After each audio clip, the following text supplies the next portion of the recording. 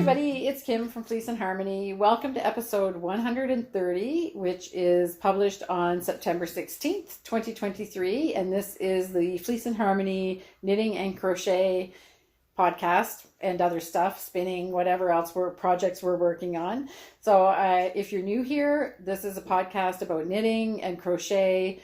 We do spinning, talk about spinning a little bit as well. And it is being recorded in my yarn shop, which is in my woolen mill, which is on my sheep farm in Belfast, Prince Edward Island. So welcome to everybody. And just to make a little note, if you watch the episode and you like it, if you could subscribe, that would be really great. It will help us with our YouTube statistics. Also, we do a newsletter every week that goes out on Friday, which talks about things that are new in the shop and what's going on around here. And if you could share the video, if you like it, share it with your friends so we can grow our subscriptions. So thank you very much for that. So we had quite a busy 2 weeks in the mill. We're really like down to the last rush before the Fibre Festival. So we've been really kind of crazy. It's we kind of all encompassing, I would say, getting the last yarns and everything done. And we've met so many of you in the shop. It's been great. There's been a lot of visitors in the shop as well. So we were really thankful to meet a lot of people that watch the YouTube channel. So that's really fun. And on the farm, we always talk about the farm as well in this little bit. So I've been busy brushing the bunnies actually. So we have 9 Angora rabbits, and I've been really trying to be very conscientious about brushing them. So maybe there's going to be a batch of Iona bunny coming up sometime soon after the Fibre Festival. So they have a really good crop of wool this year, so I'm getting quite a lot of wool for the Iona bunny. Maybe I'll put in a couple pictures of the rabbits. I haven't shown them in a while. The sheep, of course, are all great. I think they're getting lazy. They're sometimes not even up when we go to do the chores, so they're laying down in the barn, and they're just I think it must be because the days are already starting to get shorter. We have had really humid weather. It's been quite hot actually the last 2 weeks, and humid. And I don't know, the mosquitoes are just crazy. I talked about it a little bit in the last podcast, but it's almost like it's even gotten even worse. So somebody wrote in the comments that, or Betsy said this morning that if the temperature drops below 9 degrees, then that starts to kill off the mosquitoes apparently. So not that we're really hoping that winter comes, but it would be great to have maybe a few nights at below 9 degrees so the mosquitoes would just take a break. It's been absolutely ferocious out there. So I have a really big shop update to do today, so I think we'll just move right on to that. We've had a lot of things coming into the shop. Rowan fall arrived, so that came in. I'm not sure I mentioned it in the last podcast because I don't think I even had the boxes unpacked when we last recorded. So it is in the store, and we're super excited because for me, magazine 74, which is the fall 2023-24 magazine, is one of the best ones that I've seen in all of the issues. All of the magazines are lovely, of course, but this edition of the magazine I think is really great for a couple of reasons. They have done a feature on felted tweed. So as regular viewers know, we love felted tweed around here. So they've done a feature on felted tweed. They've also launched a new yarn called Fine Tweed Haze. So there is a thicker yarn that was launched a couple seasons ago. I might have been just last winter or 2 winters ago, and that it's behind me here, and it's a bulkier weight yarn, and that is the Tweed Haze. And now they've come out with Sheldon's sitting on the Fine Tweed Haze, so this is also right here behind me. So it's a very, it's quite fine. And I think it's going to be a little more versatile if you want like finer gauge garments and things like that. So I'm really excited about it. You're going to see the first project that I'm going to knit with it in a later segment when the three of us sit together. And I'll do a slideshow of the fine Tweed Haze designs that are featured in the magazine 74. There is another section, like I said, on felted tweed, and I'll do that, another slideshow of that another time. So we have the magazine 74, which is really, really beautiful. And as regular viewers know, I just love the mode collections as well. So I won't do a slideshow of this, but we do have mode collection 9 has been launched. And there is another great book called Kid Silk Haze Accessories. And these designs are all made with Kid Silk Haze, and there's scarves and shawls and little kerchiefs and things like this. And it's a beautiful book as well. So these three are my favorites, but there are 3 or 4 other books as well, which we have in the shop. So you can check out all of those new books online or in the shop if you're visiting us live. And a new yarn. How great is that? So I think we'll just go to the fine Tweed Haze slideshow right now and take a look at those great designs.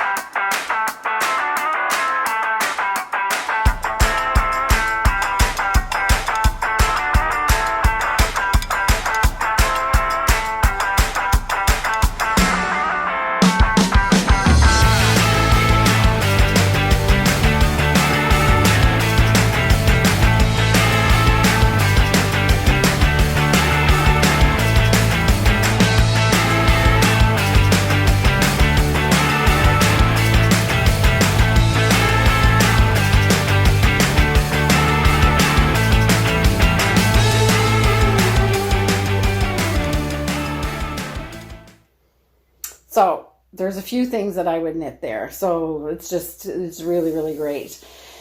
So I should also mention that in magazine 74, it's the very first magazine, I think, ever that Rowan has published that has top-down design. So they do a feature of top-down and in the round.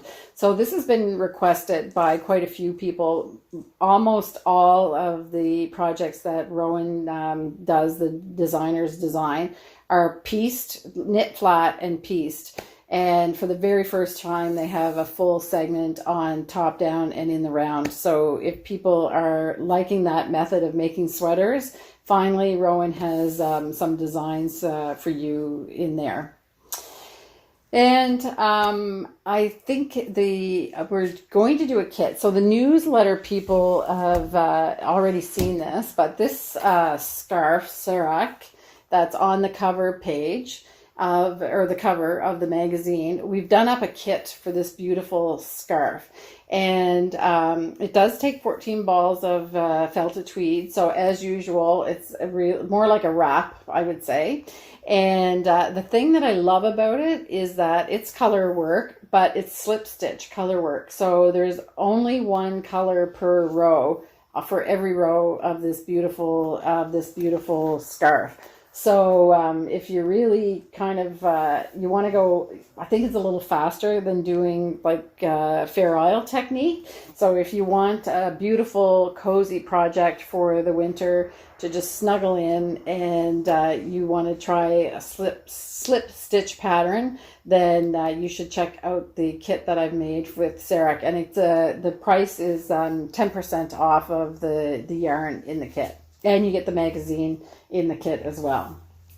because the patterns that are in the magazine are only available in the magazine. They don't launch them online or put them separately on Ravelry or anything. So I think that that's a really, really great project, and like I said, a good technique to just do some slightly easier knitting. I think it's a level 2, so that's like intermediate as far as the difficulty level goes. The other thing I wanted to talk about is that Kate Davies has a new book called Devar, and we've just received that book. Again, I showed that on the newsletter. For the people that have subscribed to the newsletter, you've already seen that we were getting it in, but it has arrived. So if you've been waiting for Kate Davies' new book, you can now purchase it on the shop. Also, I brought in All Over. So that was the second last book that Kate Davies launched. And for some reason, I'm not sure how I ended up not having it in stock, because I carry all of her books. But I didn't have that one. So I've now have All Over and Devar. And I've replenished any books that I was out of with Kate Davies. So there's a few that have just sold out. So everything is in stock. So all of the knitting books that Kate Davies has done are now in stock in the shop. And I also have ordered and stocked up on some of the Marie Wallin books that I was missing. So those are also coming. I've ordered them and they're on their way. So those will be there. But I'll put them online, and you can order them as a pre-order. And I think for the shop update, that's about it. We're still, I'll mention again the thread and needle binders. I showed those in the last episode, but if you've heard of those needle binders and were looking for a place that carried them, then we did bring those in about 3 weeks ago. So we have those, and I've already had to place a replenishment order for some of the pages. If I don't have a page that you want in thread and in the thread and maple for your different sets of needles and so forth, then just send me a note and I can order any of the pages that you would want if you want to order your needle binder or their other accessories from Fleece and Harmony. So there's quite a lot in that shop update. So lots of things going on, and lots of new inspiration for projects. So now it's time to do the breakout sections with Simone and Betsy, and we're going to talk with Simone first. And Simone has had a busy 2 weeks, and she had something really, really funny happen to her while she was running on the trail within the last 2 weeks. So we'll hear her story that involves a woodpecker. Anyway, we'll go over it with Simone. Hi, Simone. Hi, Kim. How are you? Good, and yourself? Good. You're looking lovely today. Thank you. You always look lovely. Clean up well. Yeah. So here we are on a dreary morning. Yes. But we have lots of fun things to lighten up everybody's day. That is true. Yes, we have no idea what the weather is going to be on Friday. We're recording this on the Tuesday. So I think we better get started. Yeah. Because we have a lot. We do. But we have to talk about something that happened to you first. Unrelated to knitting. Completely unrelated to knitting. You walk every morning. Or run. Yeah. Run. Yeah. And how far do you run every morning? Depends upon the day. It's between 8 and 14 kilometers. Okay. Yeah. But you do take breaks to do berry picking. Yeah, I do. Yes. Because I get hungry and they're right there and they're delicious. And they look beautiful. Yeah. Yes. So what happened, Simone, on your... I picked up a little hitchhiker. You did? Yeah. I think we have a little picture or a video. Yeah. I stopped to pick some blackberries because I can't help myself. I love having a little snack trailside. Right. And all of a sudden I felt something on my leg. So I looked down and here's a juvenile woodpecker climbing my leg.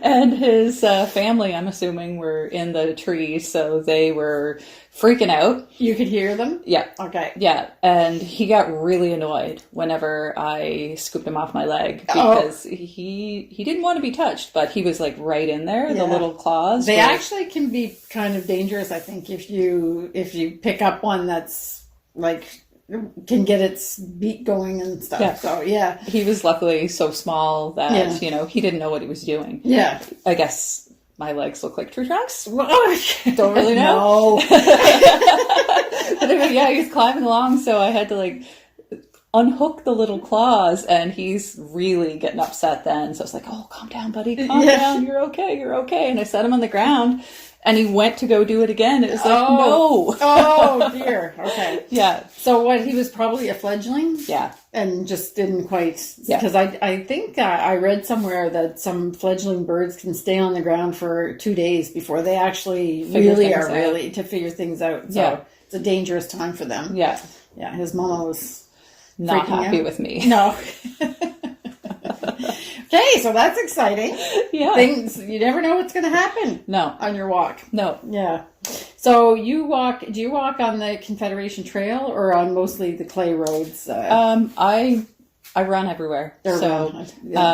Sometimes I go on the clay roads, sometimes I do the trail, and then other times I do like the woodland trails. Oh, okay. So like Beck's Trail and Garlock. Oh, okay. Places like that. Yeah, we have a lot of trails on Prince Edward Island. Yeah. And what is it called? The island walk? Yeah. Yeah. Yeah. So if you haven't heard of that and you're kind of like outdoorsy walking, I guess you could run it if you want, but Or cycle it. Or cycle it, yeah.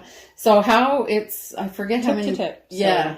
So it's quite a it's distance. quite long, and it's a thing. Yeah. And you can make stops along the way, and you can't do it in a day. It takes a certain amount of time, but there's lots of people that are coming here just to do that. Yeah. Yeah, I'll put a little link in the show notes for the island walk, because it's kind of cool. Yeah. And Yeah. you get to see all the different scenery and PEI, because it takes you through, you know, any place that the railroad used to go back when we had a railroad here in Prince Edward Island. Yeah. Yeah. Yeah, cool.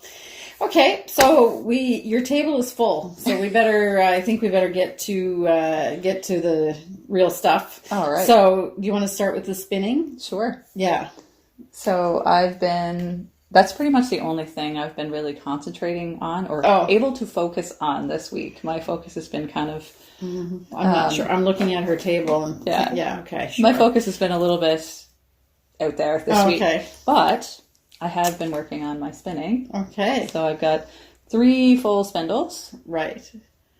And then I just started a 4th. Okay, so that's a Fox Mountain Yes. one. Okay, so you really have quite a collection. I do. Are they're all supported spindles? Yes. Right? Okay. Yeah. So these are both the spindle shop, and this is a Mirkwood spindle. That's one of the newer ones. Oh, okay. Yeah. Cool. And then, of course, my good old Fox Mountain, which was my first one, and I think it's still probably my favorite. Is it? I really love it. Oh, yeah. okay. Yeah.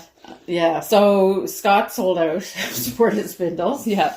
We might have had a little something to do with that, but he's doing some other festivals and stuff. So he will be coming to the Prince Edward Island Fibre Festival, and I have ordered more spindles. So if he can make enough before he has to man his own booth at the Fibre Festival, I'll get them in again. But they're really nice. So now, what are you doing? Are you going to do a 2-ply or a 3-ply? Or I'm going to do a 2-ply, so it's going to be a fractal. Big surprise. Okay. And I just know, like, I kept track of which bobbins go where. So, or bobbins, spindles. Yeah.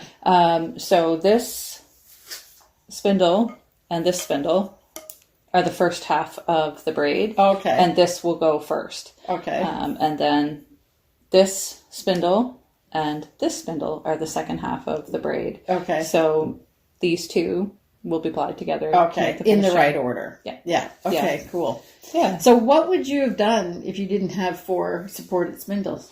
I would wind it off into little balls. Oh, okay. Of course. All right. Yeah. So now are you going to ply directly from this? Yes. Oh. With my handy dandy little shoebox. Oh, yeah, okay. So I just put my spindles in the shoebox so that, and I kind of angle it like a lazy Kate. Okay. So they go in like this, and I can just pull, and it rotates freely. Oh, okay. So cool. I can ply just like that, and I'll probably use my Cardigan. I think maybe you need to bring your shoebox the next time because people are going to want to see it. Yeah. Okay. Great. Well, that's fantastic. So it's really muted, like a nice muted kind of pink. I don't know how well the color is showing up there. Yeah. But it's like nice. I do have a picture, so I'll have to send it to you. Okay, great. Yeah. All right, and then next on the list, I put the Hollingbourne socks because I think they must be almost finished, right? No. Oh, okay. No. This is exactly how much I've done. Oh, okay. The rest of the heel. Yeah, and I started on the foot of the sock, so just hold it up there. Yeah, so that is by Charlotte Stone. Right. Hollingbourne socks out of 52 Weeks of Socks, the first edition. That's right. Right. Yeah. Made out of point prim in slate and chestnut. Two of my favorite colors. Yes, exactly. I'm very predictable. Yeah, it's great. But yeah. Yeah, well, we've swished them. Nice socks. Yeah, they're really, really nice. And what size needle are you knitting those on? 2.5. Yeah. Yeah. Okay. I went up a size from my usual amount.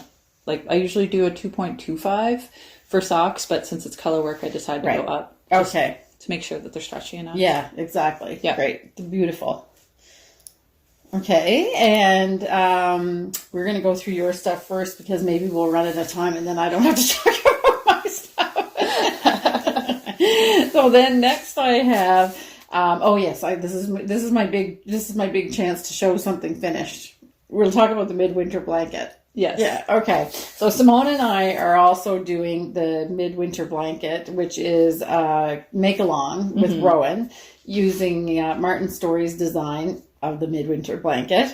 And we just got the 4th block, right? Right. Yeah. So every week, or is it every 2 weeks? I think it's every week. Every week there's a block. I think it's at different times depending on, anyway. You get a block at regular intervals, and you're supposed to have 8 of them done. For the first 2, the third is 6. Okay. Yeah. So I don't know any of that because I'm still doing the first block, number 1 of the first block. So as you may recall, I've gone on quite a meandering path with this project. So I wanted to do it in double knitting. Yes. I had to relearn how to do double knitting first. So that was 3 or 4 swatches that I had ripped out or whatever. I finally got the double knitting in my head well enough that I was able to really kind of make some time while I'm knitting, because otherwise it was really painful. And I got almost through the first block and realized that I don't think you can just translate regular patterns into double knitting, because I knew my block was going to be bigger. The pattern calls for 6-inch blocks, and my block was going to be 9 inches, but I just thought, well, I'll just have to make less blocks. Yay, that would be a win. But it doesn't work that way. It's longer, but the row gauge is roughly the same as what it was on the 6-inch block. So my snowflake was I think I have a picture of it. So it was distorted. Yeah. Which I wouldn't really mind so much on the snowflake, but there are motifs in this where it's just not a symmetrical 4-way symmetry on the block. So the reindeer was going to look kind of weird. Yeah. So I abandoned that. And the color that in the picture when I was doing the double knitting is carbon and aluminum. So I decided I didn't like that color either. So I wanted something that was looked a little bit more icy.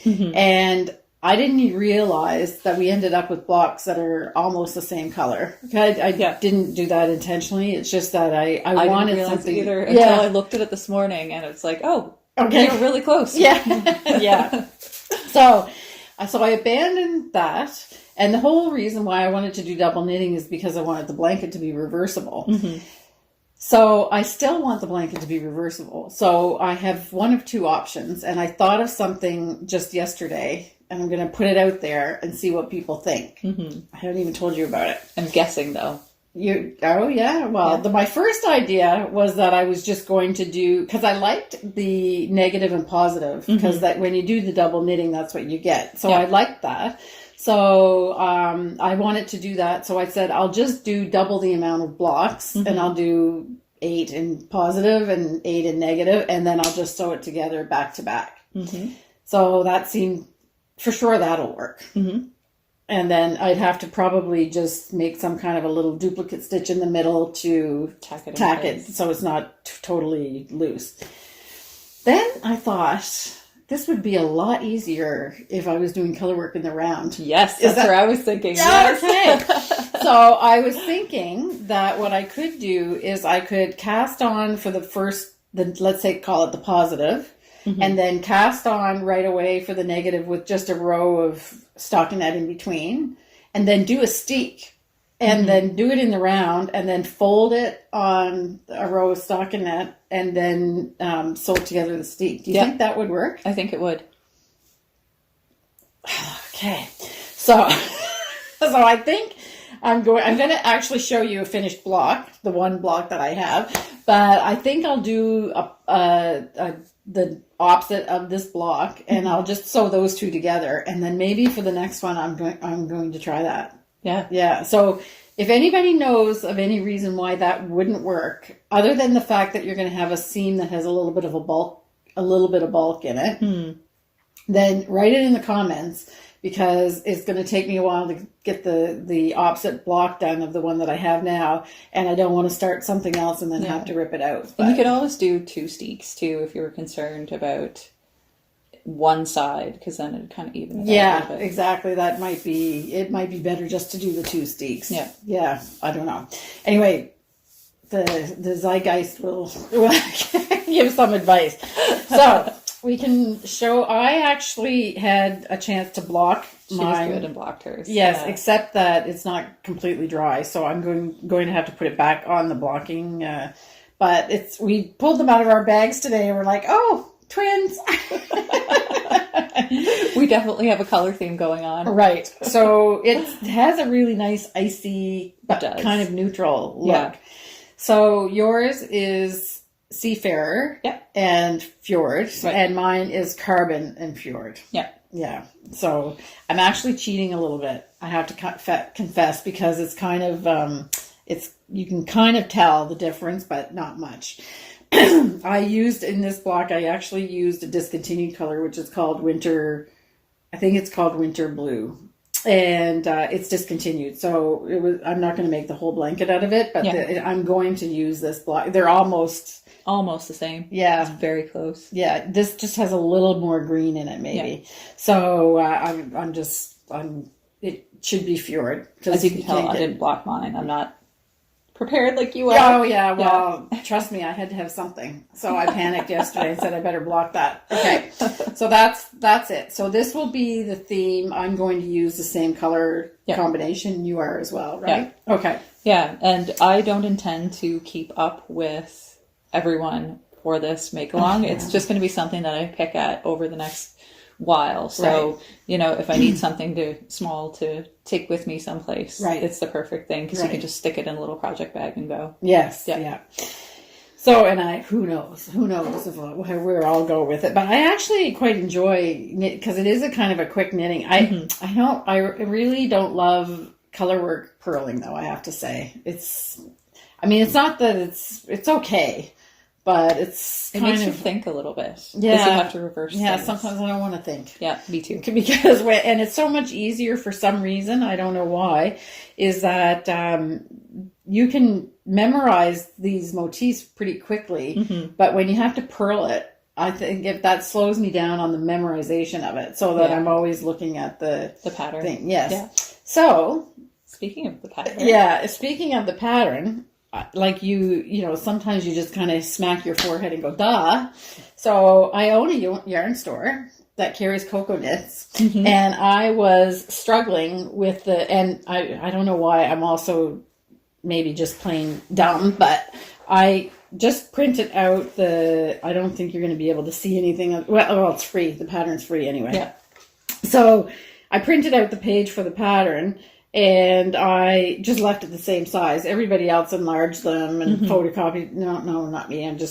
I'm sure I can read this fine. But one of the things that was really slowing me down is I was just reading it off the page like this, and I kept losing my place. And normally I would be marking off the rows that I do with a pen, but unless I wanted to make 8 copies of it, I couldn't do that. So we were talking the other day in the shop, and I think it was either you or Betsy said, doesn't coconuts have a thing for that? I think that was Betsy. Yeah. So, yes, they do. They have a project portfolio, and it's magnetized, like everything. So there's little magnets in here, and you get the ruler, and you can just put the ruler where your pattern is. Not so much faster. And just move it up as you go. Yes, it's amazing. Yeah. Yeah. So anyway, I started using that. So that helped. That'll speed me along a little bit too. So that's it. So yes, I'm the same thing. But if you really want to, we have a couple customers doing it that are like right on, like Yeah. it's kind of they're asking me, oh, so where are you with your? They haven't finished the first block yet, and they've got their little bag of blocks all stacked up. So, as we said, it's a free make-along on the Rowan. If you go on to Knit Rowan, you'll see Midwinter Blanket Make-Along. And they're on block 4. So, we're midway through the midwinter blanket.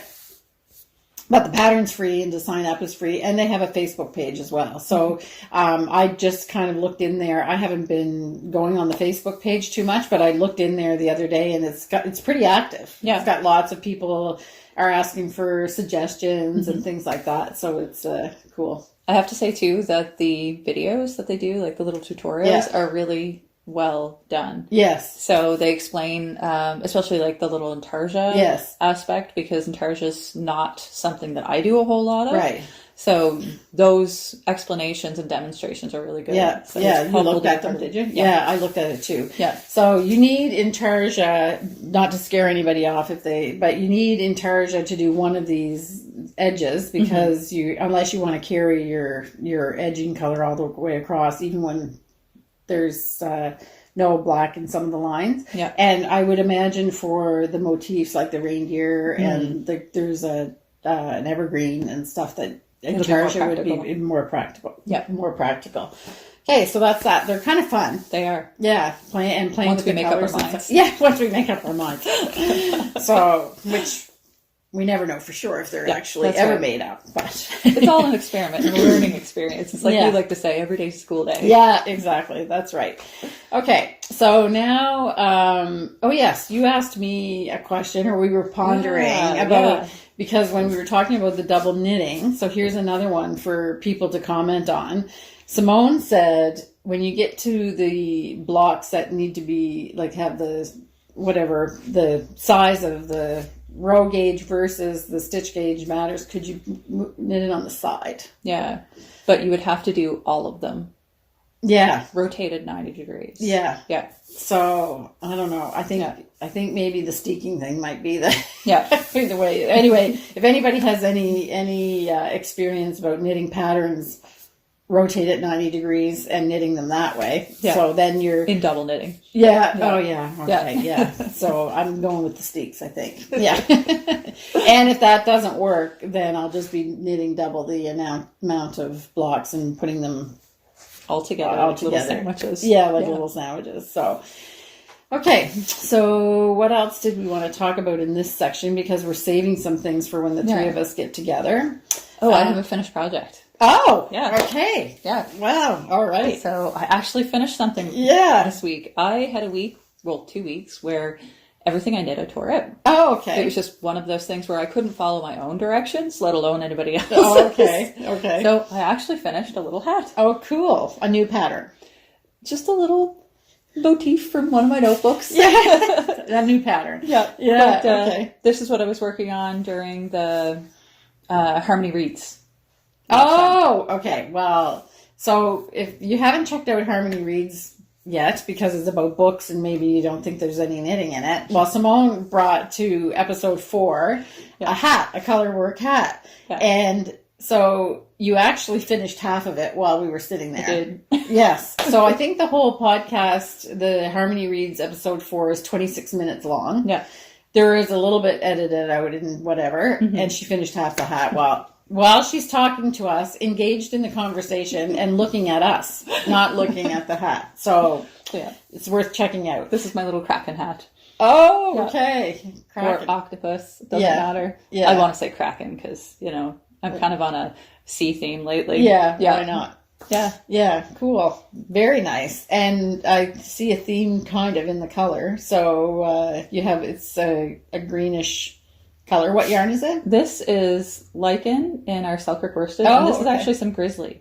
Oh, I didn't realize okay. that I had grizzly in my stash, Okay. and I found it. I'm like, oh, I got to use that grizzly up. Yeah. I've had grizzly on the brain lately. Yes, we made some grizzly. We have Yeah. a batch of grizzly, so we'll talk about that in the shop update. Yeah. So, yeah. So yeah, a little bit of Well, grizzly. actually, we may as well talk about it now. So, grizzly is a yarn that we make with the mill ends, and we don't put any fiber content because it has everything. Yeah. So when you use it, it's a little bit heavier than worsted, but not much. So this is why you were asking me if we could do it in the same size. It wasn't a selfish ask at all. No. It seemed a little strange and like you might have had an ulterior motive, but it doesn't matter. No, it doesn't matter because it worked out just fine for this hat, and yeah, I'm happy with it. I mixed the two successfully, Right. and it's not wonky. Yeah. And so what are you're calling it the Kraken? Yeah, just Okay. Kraken hat. Okay. So if you, because will the pattern be available to buy by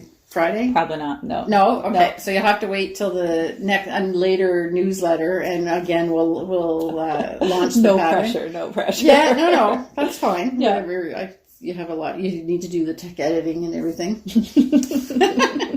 And as you saw this week, it can be a painful process. sometimes. Yes. Okay. So that's coming down the pipe. Maybe. Oh, okay. Oh, you're not even sure you're going to release it. You just were having fun. Just having fun. Okay. Yeah. Because sometimes I just knit for the heck of it. Yeah. Yeah. Right. Okay. So we'll have to stay tuned for that. Yeah. But it's gorgeous. But I think that's really funny that's the hat that you knit while we were sitting there talking about books. Yeah. And she was, like I said, fully engaged. I don't know. I think you looked at it maybe 2 or 3 times in the whole 26 That's because I made minutes. mistakes. Did you? Yes.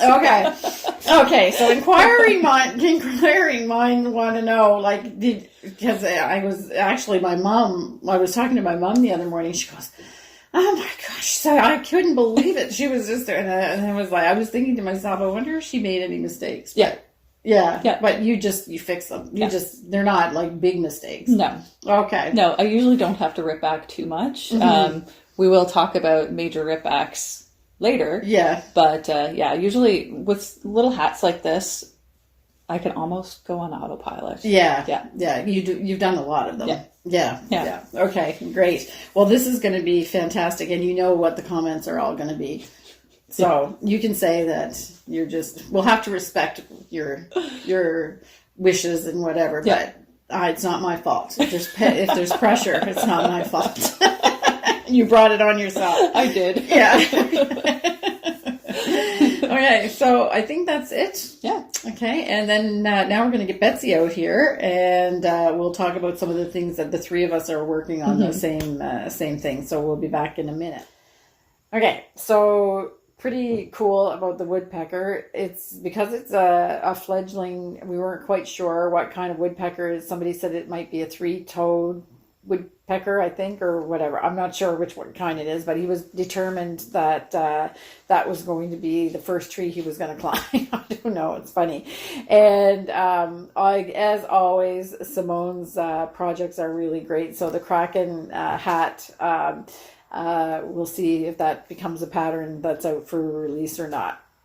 So the next segment we're going to do is Betsy, Simone, and I are going to sit together, and the 3 of us are going to explain other things that we've been working on. We have a really special surprise, and I hope you will enjoy the new pattern, another new pattern that Simone did, but it's really a collaborative effort and cute as a button. So let's go check out what all 3 of us, the projects that all 3 of us are working on. Hey, it's the 3 of us. That was some serious enthusiasm. I know. I'm really enthusiastic. Okay, we have a lot to talk about. Yeah, we've had fun. So, where do we want to start? I have notes. So, I think we're going to start with a special project. So, and this is a real... Because we didn't have enough to do. Yes, yes, of course. We had to start. So maybe we have like some kind of an excuse about not working on our other projects. Yes. Not really. Okay, so I have a niece, Olivia Mantle is her name, and she is quite talented in graphic arts. And she sent me this really, really cute design that she did called Bouncing Sheep.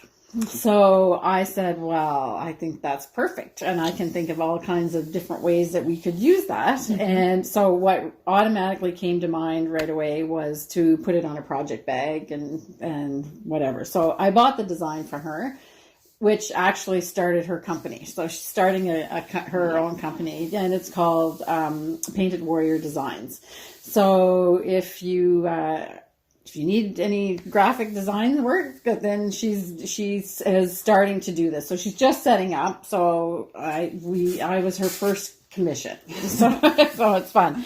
Anyway, I was showing the design to Betsy and Simone, and Simone said, "Can I have a copy of that design?" And I said, "Sure." And what did you do? Well, this is kind of a fun little collaborative effort. Yes. I made a cowl. It's so cute. Yes. And the reason why it's with the three of us is because we're all going to knit it in different things, in different types of yarn. Yeah. So this is the Happy to See You, spelled EWE, cowl. And it is knit in felted tweed and felted tweed color. Yeah. And I did my best to kind of preserve the... just how adorable Olivia's design is. Yes, the whimsy. Yeah. Like we'll have to show a picture of the design because it's just so cute. Yeah. And my favorite is this boogie and sheep. Yes, absolutely. Yeah.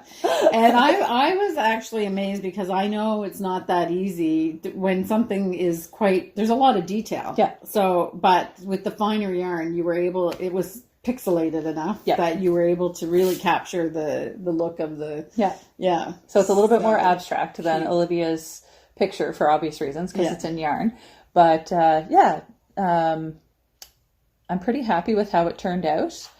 I'm not quite finished yet. This is the back side. The sheep don't have faces and legs yet. Yes, but it's coming along. And sorry, go ahead. I was going to say, I'm really loving the duplicate stitch because it's bringing them it's bringing them forward, right? It's giving that depth to it. Right.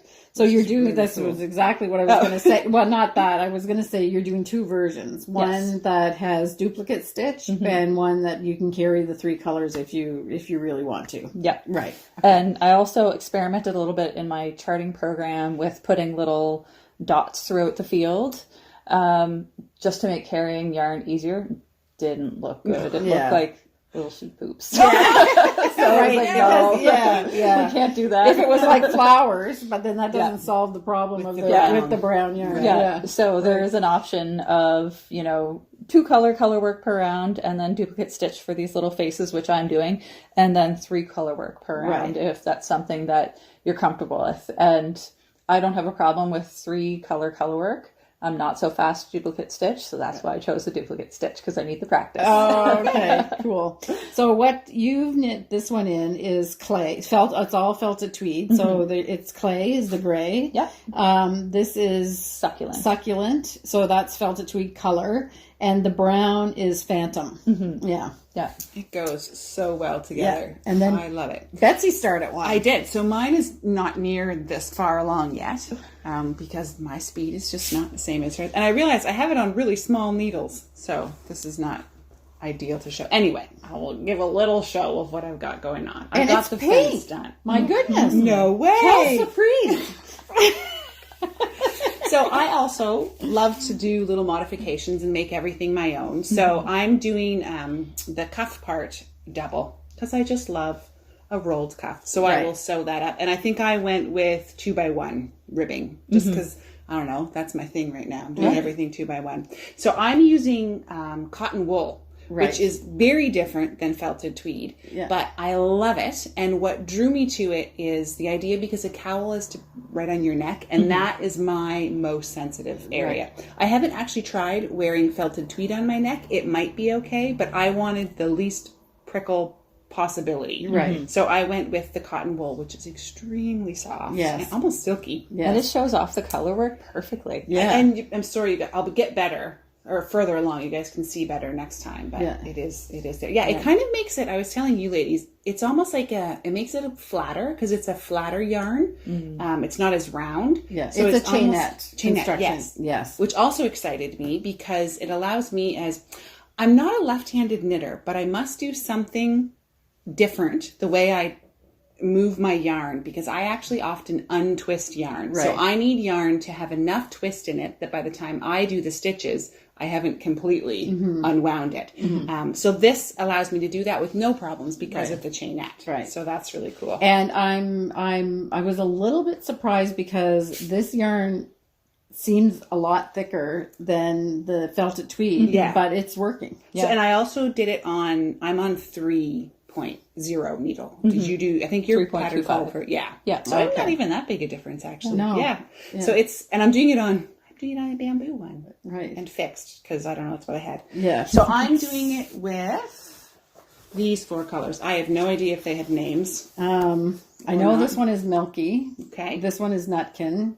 This one is Piglet. Oh. And I don't know which one. Like, it's Piglet. Yeah. Well, now I'm going to need another cowl design with piggies. Yeah. Because there was also a dabbling graphic designer that was in the mix. So Betsy, this actually happened before the bouncing sheep came, but Betsy sent me this text one morning and said, "Look what I just did." I just did. Yeah. And I said, "Oh, okay." And so I'll have a picture of it here. Sure. So we're calling that the 3 of us. Yeah. Yes. And we also made project bags with this. Yes. So, but we're not doing a chart with that one. No. We're not. We already knit those sweaters? Let's knit ourselves. And knit our sweaters again. Yes. Once was good. Yeah. Okay. So anyway, so the Happy to See You cowl. And I'm not sure how far out it is for release. I don't know how close you are. You ripped back a couple times. Yeah. So as I alluded to previously in the podcast, I'm not sure where the segment is going to appear, but I had trouble following my own directions this week. So I had to redo portions of the chart, but I've knit it up and I'm happy with the results. So I'm going to polish it up. Okay. And it should be ready for release on Friday. Okay. When this actually comes out. Yeah. Nice. Exactly. So that anybody that wants to knit a Happy to See You cowl and wear it at the PEI Fibre Festival to match us. Yes. Can. Yeah. So now there's no pressure for me, because I'm doing it too, so I have to have it done. I'll have to have it done. And I'm actually going to do it in the new felted tweed or fine Tweed Haze. So this is a new yarn that Rowan came out with for the fall, and it's featured in the magazine, and I'll talk about it in the shop update. But it is it's very fine and very fluffy, so I like the fluff. You're going to get the flower effect in there. Yes. It's already built in. Actually. Yeah, that's a good point. Yeah. So I'm trying to decide. So obviously this one is going to be the sheep, and I think shades. I think this is called.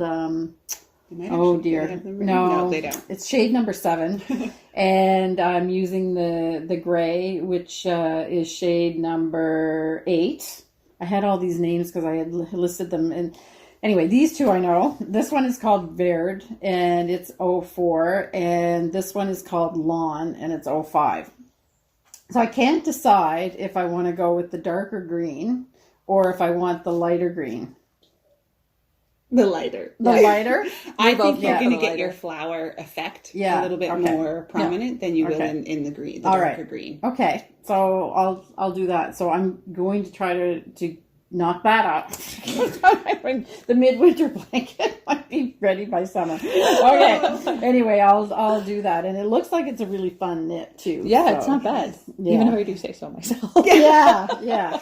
Okay. So hopefully there's no hiccups. What I'm loving about it is there's rest rows, or what I call rest rows. So every once in a while you hit a row that it's just one solid color. And you're like, oh, zooming along. Yeah. So those are great. Right. It's really, really cute. So thank you to Olivia for the design.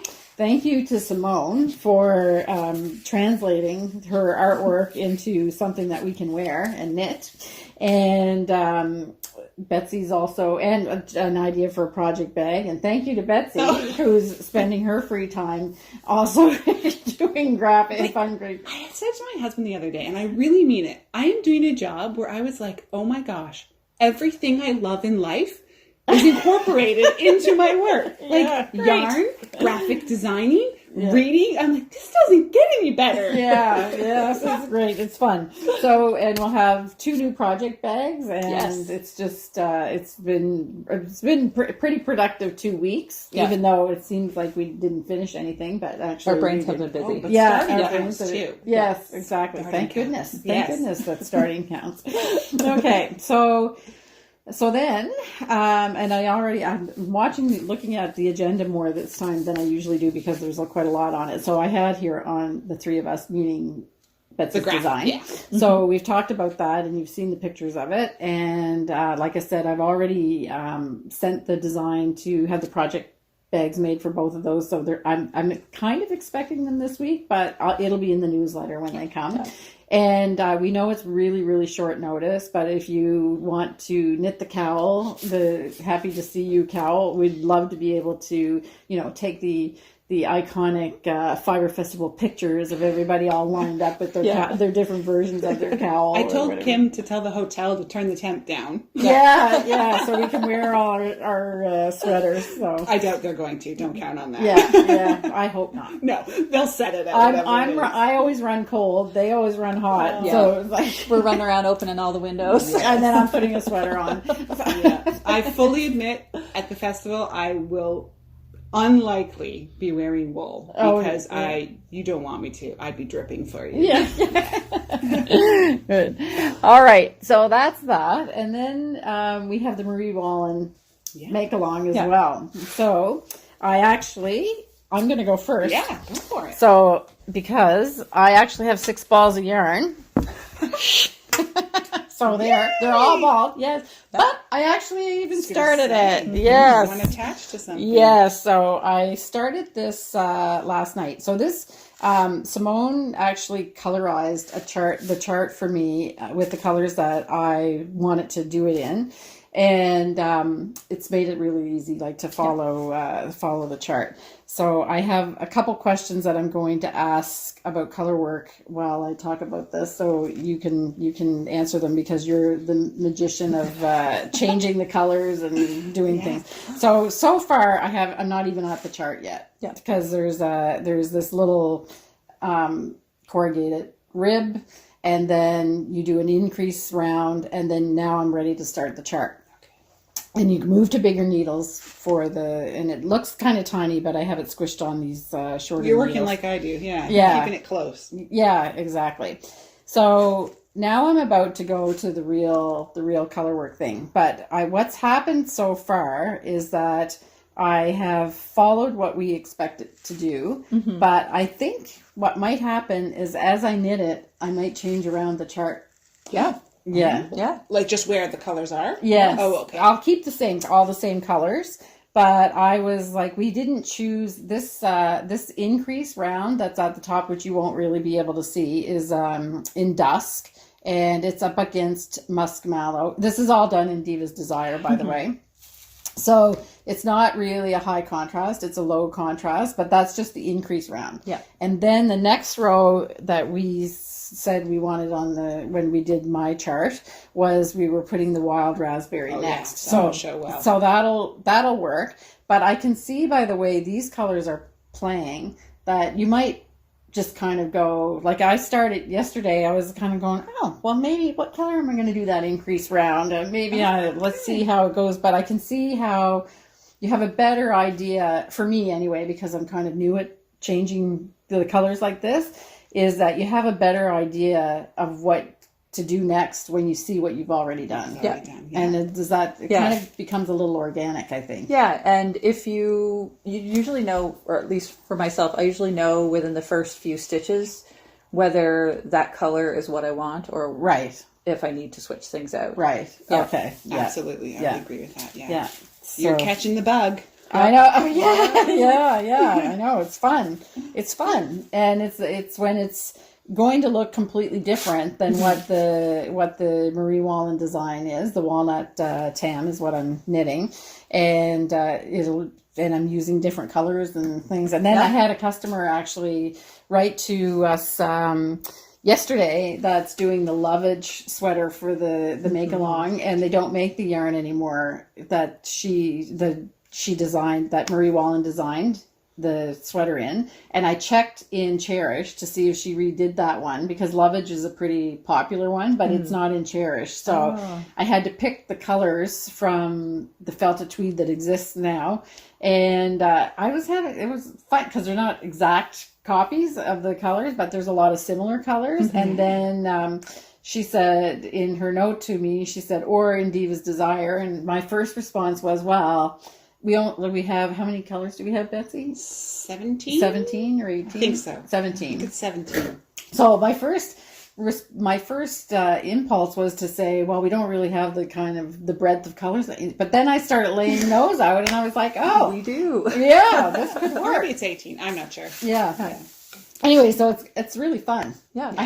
I've done color work, but I've never done like a real sterile, like that type of thing. It's always been like one or two colors. And I see. this whole like. Yeah, I don't think I have either. I've looked at them all the time, and I love them, but I have never gotten into some of them that use like 15 colors. Yeah, and if you don't like the exact color that the design is in, it's a bit daunting to try to substitute 15 colors. Yeah. I think we all can agree with that. Yeah.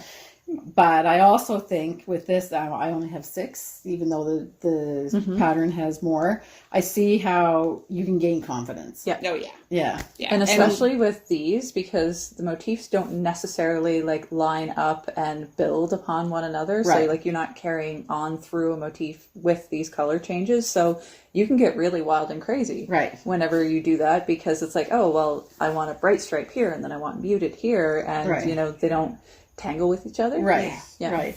And I think it's really interesting how when you look at it could work either way. You look at the yarn or you look at the sweater. So I was looking at the sweater, the lovage sweater in the book, which is in which book is it? Her first one, the book number 1.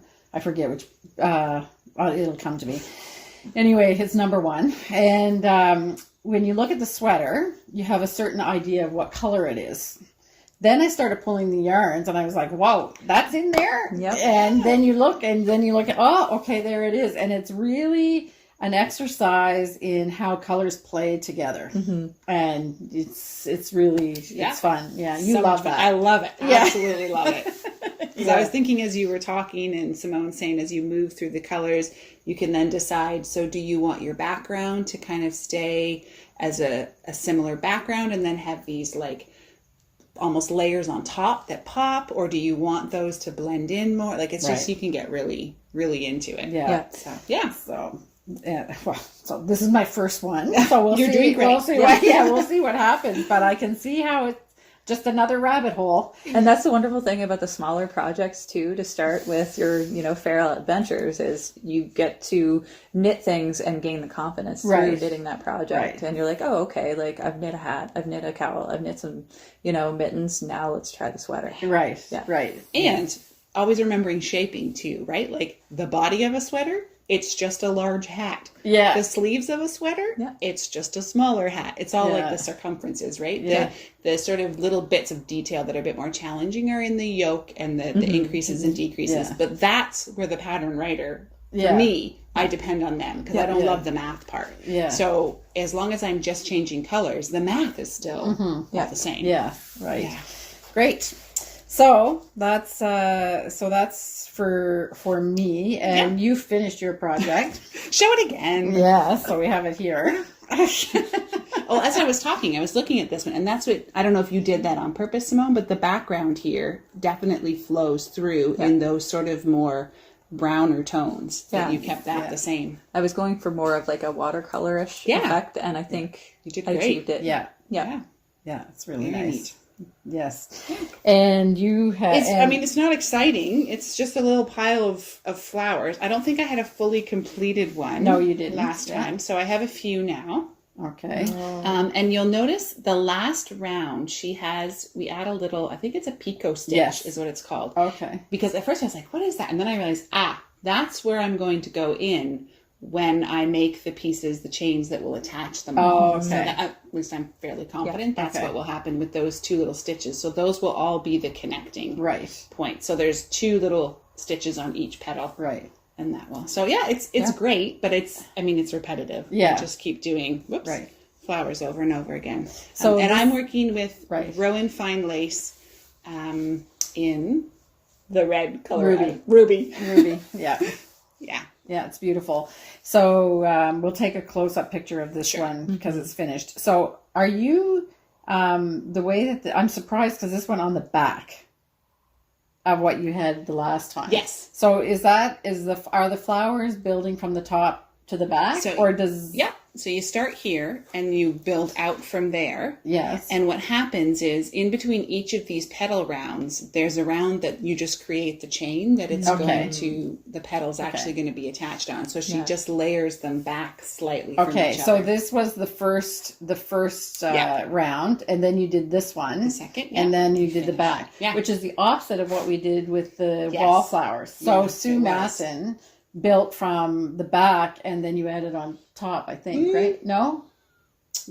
No. They were more... She just did it in a different way. Yeah. Slightly different. This one is more layered. There was one flower we did on Sue Matton's blanket that was built like this. That was maybe I call it my lily pad. Oh yes, okay. I haven't done it yet. Okay. Yeah. Okay. So you will get to doing that. Yeah. So forget everything I just said. Looks way more complicated than it is. Yeah. It's really not that difficult. It's really beautiful. Thank you. I will maybe take a couple pictures of that too. So okay. So how many do you have done? 1, 2, 3, 4. Complete it. Yeah. But that's a lot of crocheting. I did not work on it this past week. I got onto a few other things. Each one does take, it's over an hour. Because how tiny is the hook you're using? It's tiny. What did I do? Oh, I didn't bring it with me today. I think it's a 1. I think it's a 1 or something like that. Yeah, so it's really tiny. And just holding the fine lace. I even talked about that last time. I've never crocheted with something that fine. So getting my fingers used to not like... You almost have to hold it more delicately because you don't want to pull anything too tight. And that is definitely my downfall. Because I started with amigurumi, which you want everything tight, no holes. Mm-hmm. Now I need to just like relax.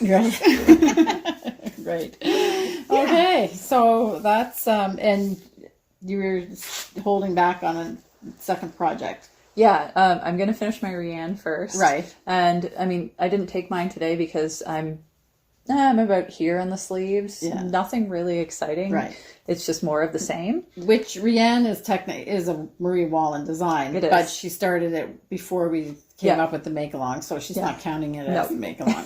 So is it just following the rules? No, there's a lace and cable panel that goes up the sleeve, and it's kind of a drop shoulder construction. It should be fun. It's pieced, so yeah. Oh yes, I actually do remember seeing it now. Yeah, and I'm doing the sleeves 2 at a time, so that when I'm done a one, I'm done a both. Yeah, yeah.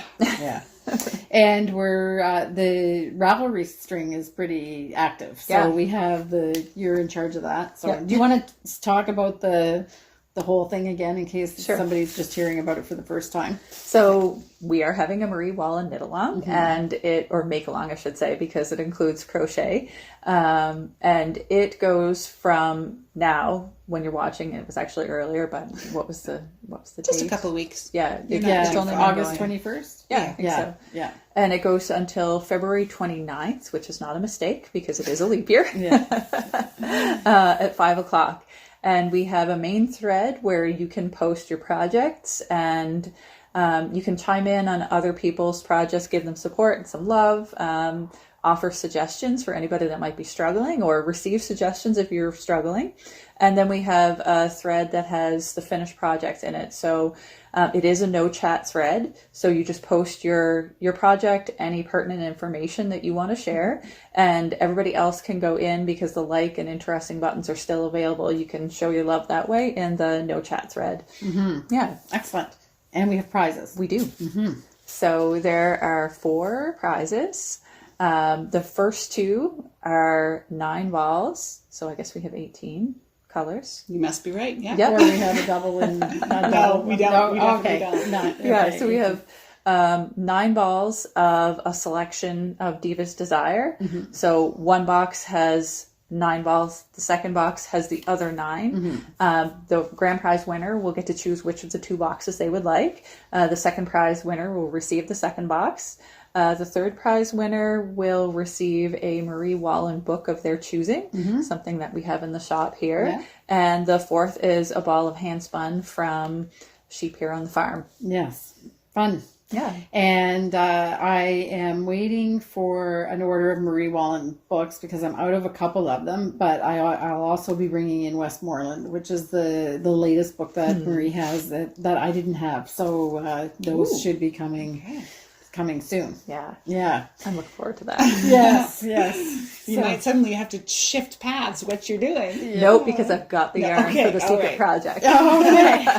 You don't even know what it is. I thought I could trick her into saying something, but I Ted had knows no. what it is. He does? He does.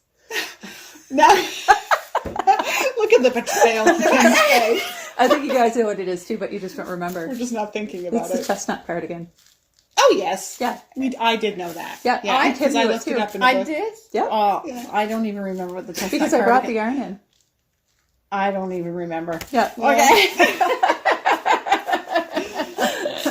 It's Now I'll just have the to look speed it at up. which she works. She's just flying through the project so fast. Yeah.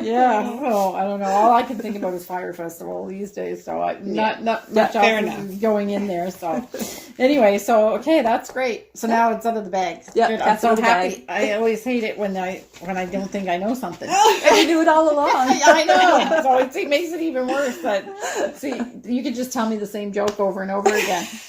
So I own fine. a bunny. Yeah, right. I still find that funny. So is there anything else that we need to talk about? I think that's Not in this part. I think we're okay. good. That's good.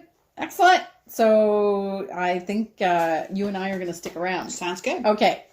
Bye. I'm so happy that I'm able to support the work of Olivia with her budding graphic design company, and I was just so thrilled when I saw Betsy's designs as well, and then to have somebody that could translate the bouncing sheep motif into a project that can be knit is really special as well. So I hope you're going to be able to knit the cowl for the Fibre Festival. I know it's really short notice, but maybe we can even be working on the projects at the sip and stitch lounge during the evenings at the Fibre Festival. So and happy to see you is just the perfect name for it. So that's really, really fun. So now we'll sit with Betsy, and she's working on a cardigan, and we're going to talk about buttonholes in this segment. So let's check out what Betsy is doing with the Sycamore cardigan. Hi, Betsy. Hi, Kim. How are you? Good. And you? Good. I'm fine. Yeah. I'm fine. Yeah. We're getting sick of the mosquitoes and humidity. Oh. Yeah. Okay. Yeah. Okay. Enough of that. Yep. Okay. So what are we talking about today? We're going to talk about your Sycamore. Yeah. Yeah. Yeah. I'm really waiting for fall weather to move in, and this is one of the reasons. Yes. Although I'm not even going to get to wear it, but I get to send it to my new high schooler, on my new high schooler. Oh, to school. okay. So yes. Your daughter started high school. high school. Right. I have to admit, even I'm having like some jitters sometimes. Oh, yes? And I'm like, oh, this is ridiculous. Stop it. High school was not my favorite time in life. Oh, okay. She's doing fine. Yeah. She's relaxed into it just fine. But it brings up like all that high school stuff. Drama. So, The high school drama. Angst. Yes, but is it really, is it any worse than the junior high school lengths these days? Well, you're probably right. Although they got to do a school that they were at a consolidated, so right from K to 9, and I find that better. It keeps a little bit of that drama down. Yes. Just it allows them to be kids a little longer. Right. So, right. Anyway. Okay. So I'm making this for her. She knows that you're making it for her. Yes. A Sycamore cardigan. Mm-hmm. And by Life is Cozy. Yes. Right. And I've tried it on her a few times. I was a little worried because I'm always worried about things being too small, but I think we're fine. Okay. And I was also worried, I think I'd mentioned at one point too, that this is bunching a little bit, right, where I changed from the seed stitch to the stockinette. Right. But we had it on the other night, and I think you're totally right. Okay. Once you get the sleeve on there, right, it's just going to pull that shoulder down. Oh, good. I'm glad I was right. Yeah. And I'm happy I'm able to try it on, so I know my armhole depth is good. Right. So all of that is nice. I'm not usually in love with top down. I do like the seamed sturdiness of pieced. Right. But there is a certain niceness to being able to try it on as you go. Yes. So this is out of our spruce in worsted weight. Right. Selkirk worsted and spruce. Yep. Which is one of my favorite colors right now. Yes, I know. And we just did a batch of grizzly, and there's some spruce in that one too. So it's beautiful. There is. Yeah. Along with some gray and some raspberry cordial. Yes, I know. I'm going to show you. Okay. Sounds good. Yeah. Yeah. So it's coming along just fine.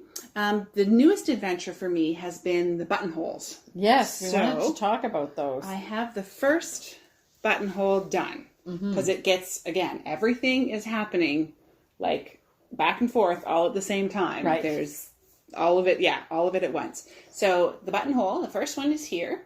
And she had me do the construction. Nice. Yeah, we were talking about it. Yeah. So it's called, I think she just calls it a 1-row buttonhole. Okay. And the tutorial that the link in the pattern sent me to was a tutorial by Chili Dog. Okay. So we can maybe look that up and link it.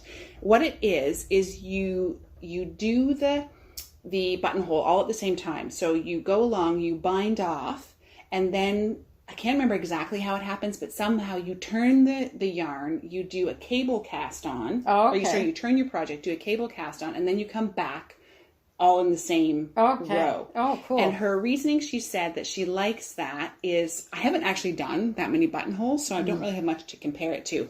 But her comment was that it keeps this a little extra sturdiness in the edges here, right, so that your buttonhole doesn't stretch out. Okay. Yeah. So, and I think like I can feel there's some in there. Yeah. So, it looks really good. Yeah. I mean, it's hard to show. It's nice here. And it's really dark but it's a nice slit. Yeah. Yeah. So. Whereas I've done some, you don't really want to make a buttonhole, but you need a buttonholes, and they look messy. I've heard of the afterthought buttonhole, which I haven't even tried because, to be honest, the idea doesn't attract me. Well, you're right. Well, and I'm a tight knitter. Yeah. So I was like, there is no way I'm busting out a buttonhole out of this stitches. Yes. And I've done that on a design, and it's one of the things that I just, every time I put it on, I say, wasn't your favorite. Just, it's not for me. I like it nice and neat. Yes. Yeah. And that allows this. You get both on the bottom and this is only my first one, so I don't think it's even that great. I think I'll get better as I do it. But there is like a cast off and a cast on. Yeah, so you have that kind of circular ropey look to it. So it looks perfect. It looks like it's finished. Good. Yeah. And it's not gaping at all. It's I have a little flat. hole here I can see, but that's not in the buttonhole. That's elsewhere. Anyway. Yeah. Don't look at it too close.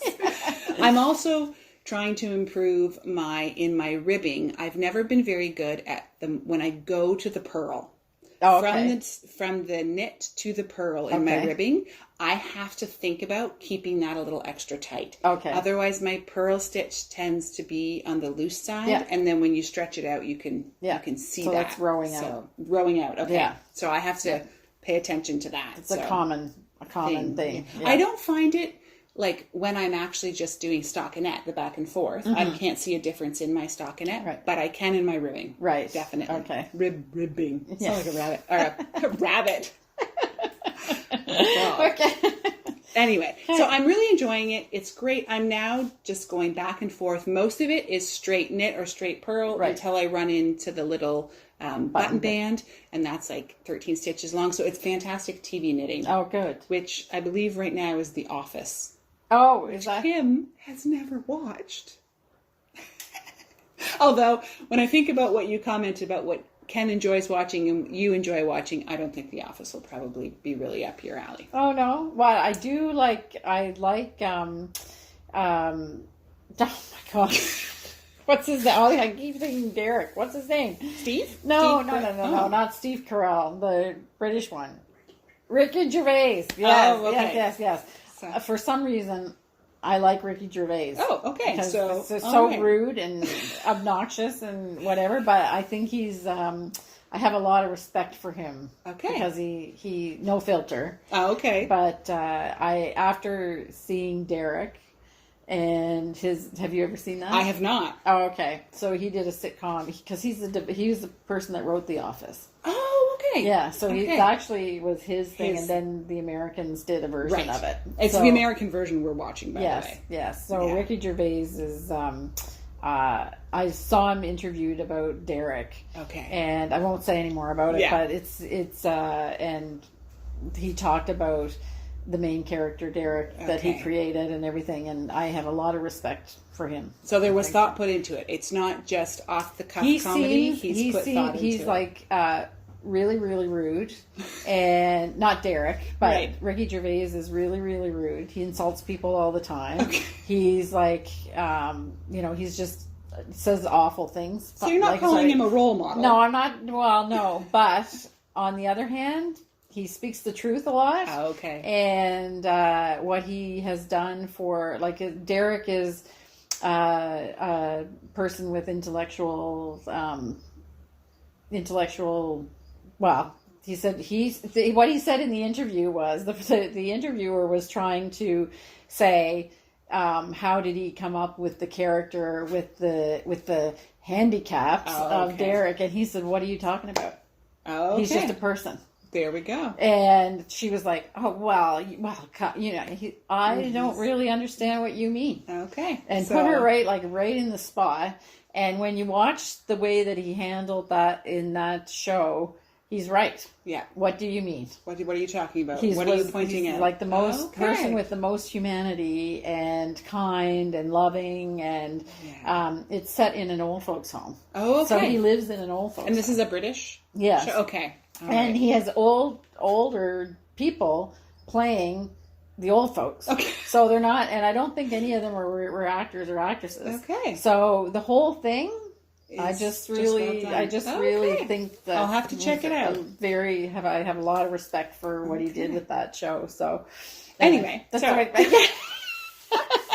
got from Sycamore to there. Yeah. The other fun little thing, I bought these stitch holders way on back before I even really knew what they were. Oh. And this is the first time. Like, this is before I even crocheted. I can't even remember what I bought them for. Oh. But it said to put these shoulder stitches on a holder. Right. And I didn't want to weave a bit of yarn through there. I was using my TBK cords elsewhere, and they're kind of long for 15 stitches. So I went and found these hidden in some old drawer. Yeah. So they're fun. I'm having fun with these little... Yes. Old school. They do have their place. They do. Yeah. I finally found a use for them. Yeah. I'm not a keeper of stuff. Usually if I haven't used something in a couple of years. Oh, yeah? Out the door. Really? It just takes up brain space. But these I hung on to. And there we go. Oh, it finally happened. So, Sycamore cardigan. I'm liking it. It's moving along great, but I just got distracted with other things. Yeah. It was a starting week. Yes. Started lots of things. So the last time we were here, you had launched your hat pattern. I did. So how did that go? Well, I want to say thank you to everyone who supported me and purchased the pattern, and I'm still nervous about you all knitting it. Oh. I hope it works out okay. So yes, I just wanted to say thank you. It definitely has encouraged me to, I was designing anyway. Right. I won't pretend like I wasn't making things, but to be willing to share those designs is the new part of this, to write them down and to share them. Right. And I've been paying closer attention to how other people write patterns, and I've learned I'm probably a minimalist when it comes to information. So if Right. you have questions, just follow the email link and I'll do my best to help you out. Right. But I think part of that was intentional. I really want, if possible, my patterns to fit on as limited pages as possible because Right. I print my patterns. Yes. And yeah. home ink is not cheap these Yeah. days, people. Yeah, right. So anyway, this is the pattern we're talking about. It's the Cruisin Argyle, called simply because I made it while I was Right. cruising in Norway with my Right. husband. I should go get the one that follows the pattern exactly. Sure. We'll pause for a second and grab we'll it. just pause for a second. Okay. Okay, so there's Yeah. so this is the one Simone did up for me out of the felted tweed. Yes. The original one is out of our sock. We don't actually have these colors. I was using up stuff that I had around. I wasn't thinking ahead to pattern designing. Right. So felted tweed, you can choose 3 colors, and you'll see the difference here. Simone followed with the duplicate stitch. I put these lines on with the duplicate stitch afterwards, and she followed every one of the stripes. As the pattern's written. Yes, the pattern's written. Right. For this one, I just chose to do every other, and that was just a preference my husband asked for. Right. So, Right. yeah. Yeah. So it's a Beautiful. beanie. It, I don't really know what more to say about it. Yeah. Yes. It's Thank you. beautiful. Yeah, yeah. And thanks for supporting Betsy because Yeah. we're really proud of her first pattern. So, Cruisin Argyle. Cruisin Argyle. Right. On Ravelry. Yes. Betsy Campbell. Yeah. Great. Okay, so I don't really have anything else. I'm going to show my Treit, but there's nothing. But You there had is something you wanted to talk about. You said, yes, though. there is. Okay. So here is the another set of needles. I was like, what happened? No. I think that When a whole needle just falls out of your project. that was what I knit my midwinter blanket block on. Ah, okay. Yeah, I just threw it in my bag. So here's my Treit, and I haven't knit on it. Every time it's But- so... Yeah, it's gorgeous. It's just shimmering. Yeah. It's shimmering. Yes, but what I wanted to show you was you may have noticed that I have my Kid Silk Haze round in a ball. Uh-oh. So this is somehow M is like Kid Silk Haze is like her favorite thing in the world. Oh, there's just She something will about it. dig in my, I have to make sure now that I tie a knot in the top of my project bag because she'll dig through I have like a one We're that talking cinches. about her kitten, by the way. Yes, she's not really a kitten. Like she's getting big Yeah, now. true. So I have a project bag that has like a tie that you Yeah. cinch, and I have to actually tie it in a knot because she is like Houdini getting out the ball. So I came upstairs to our bedroom the other day, and I took a picture. Okay. She had my ball of Kid Silk Haze smeared all over the room. Oh boy. So this is not like a small feat that you got this all back together. No, I used my Nosta pin. And you know what? There was one break in it. Wow. It even went through 2 rooms. So Kitty. she went through, we have She a closet. had a ball. Yeah. So it Oh. went through, we have a closet that joins 2 rooms. You can access the closet from either room. And she took it out through there and then came back again. And it broke once. Wow. Yeah. Oh, so wow. anyway, this is story of that. if you're a new viewer, it's not going to be every episode that I just show a ball of yarn as part of something. She does knit. Yes, I do knit, but I just thought that was pretty amazing that this yarn is so fine that the cat mauled it, smeared it over the carpet, and then ran with part of it into another room, and I was able to. And it actually. Ken left after he saw it. He left and went downstairs. I'm getting out of here. And he said, okay, well, that's something that she's obsessive enough that she's going to be up there for 4 hours. But it actually wasn't too bad. But Okay. I wound it on my Nosta pin to try to rescue it. But My sister, I got her into, she's using some of our wool this summer, which she's done she does crochet, and she's mainly worked with non-wool blends. Right. And she said her cat is like, she also has to lock her wool up because he never touched the other stuff, Yeah. didn't care one bit. But she said the moment she's got the wool out, yeah. he's like right there and desperate to get at it. Oh, so yeah. they must know something about it. Yeah, but I don't know. She's not, I mean, if there's a ball hanging loose, like she's interested in it because she's very playful. But with the mohair, she's like frantic. Okay. digging like this and then pushing her head. Yeah, it's like catnip. And then she obviously rolled around with it and whatever. Anyway, so that's... You're going to have to knit her own little mohair toy. I can't even imagine. Yeah. Or maybe I will. Yeah, I should. I'll make her a little mouse or something. Yeah. That sounds like fun. Oh, well, you wouldn't need to put catnip in it. That's for sure. Just put mohair. So, yeah. Kitties. We love them. Yes. Oh, man. And I want to thank you again for the 3 of us design. Oh, no problem. It's going to be fun. So we'll be having that on the project bags and stuff. Good. So it's fun. Yeah. Most of all, I hope you guys like it. And before anybody writes, there's no eyes or That's mouth. on purpose. Yeah, it's on purpose. So I feel like putting facial features on art is a whole new level to artistry. Yeah. I think that like you've gone to a new level in my view. If you can pull that off and not have it look scary and creepy, I have great respect for you. I have not put in the practice hours that requires. Yeah. So there, you just can imagine whatever mood we're in. Yeah. Yes, like a Waldorf doll. Exactly. You paint on the expressions yourself in your imagination. Okay. So we'll see you later. Sounds good. Take care. Okay, bye. So I really like that buttonhole. As I've alluded to in the section, there's been buttonholes that I've done that I was never really very happy with. But that buttonhole in the Sycamore cardigan is really is a really good design. Also, I would like to thank you as well.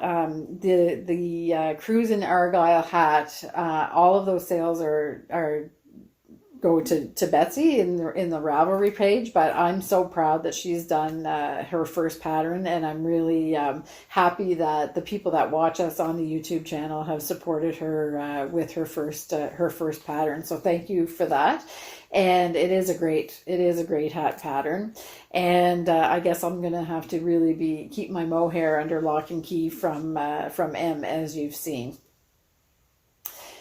So the last thing in this week's podcast is just to do a little bit of a Fibre Festival update. So for the most part, the special prices for the hotel rooms have now expired, but you can still get some really good rates because the Fibre Festival is just out of the main peak season. So I know that the hotels still have some really great rates if you're planning on coming for the Fibre Festival.